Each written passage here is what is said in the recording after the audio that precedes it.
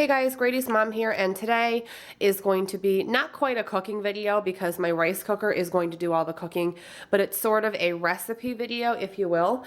So I use my rice cooker all the time, obviously for rice. It also comes with a steam tray for veggies or meat, but I haven't used it too often. Mainly I use it just to make rice. And I have found what works for me is this particular rice recipe that I found to be pretty foolproof, and it goes with pretty much anything.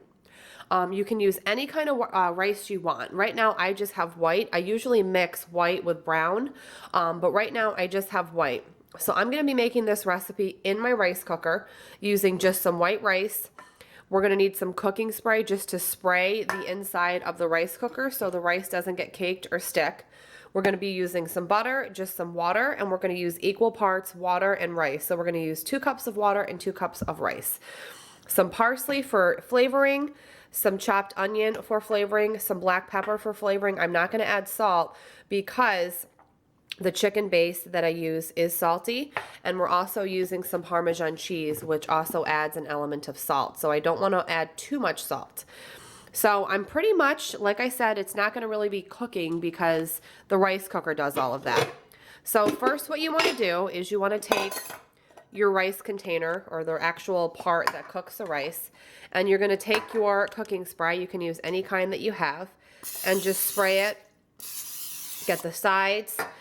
So that's all set, and then I'm going to put that back in there.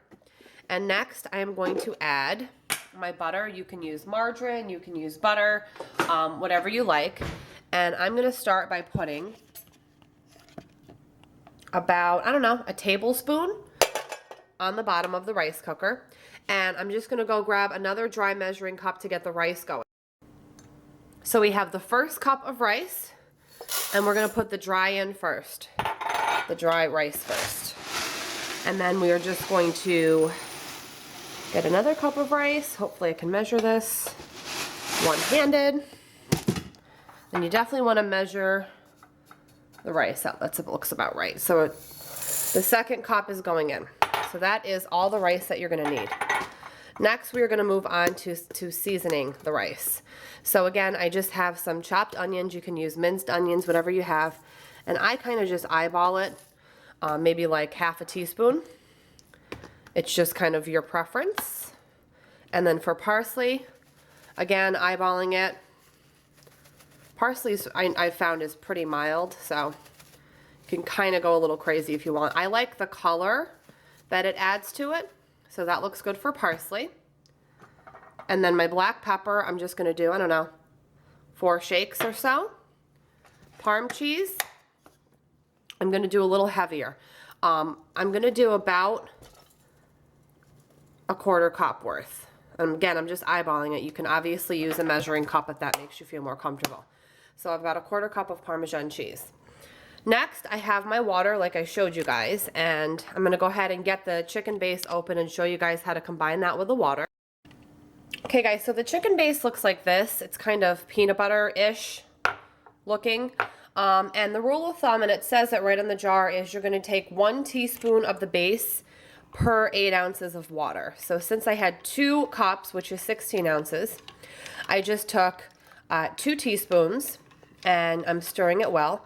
You're going to want to use hot water. It doesn't have to be scalding, boiling hot, but hot water, it definitely will dissolve a lot better than cold. So as you can see, it's a nice yellow color, a nice chicken broth color. So we're just going to stir that really well. Looks pretty good. And then we're just going to add this right to the rice and the seasonings, like that. Okay. So I'm going to just take my little rice spoon, and like I always do, I'm going to work this together, taking the bottom and bringing it to the top, just so everything gets combined really well. And I have found that this method and this little recipe that I do, or you know, whatever you want to call it, works with everything. It works with chicken, with fish, with beef. I make this all the time. Sometimes I have it for lunch. It's just really flavorful. It's light. And it's just such a good side dish to put meat on top. I just use it in so many different ways. So that looks pretty well combined. So all I'm gonna do now is pop the lid on. We're gonna plug it in.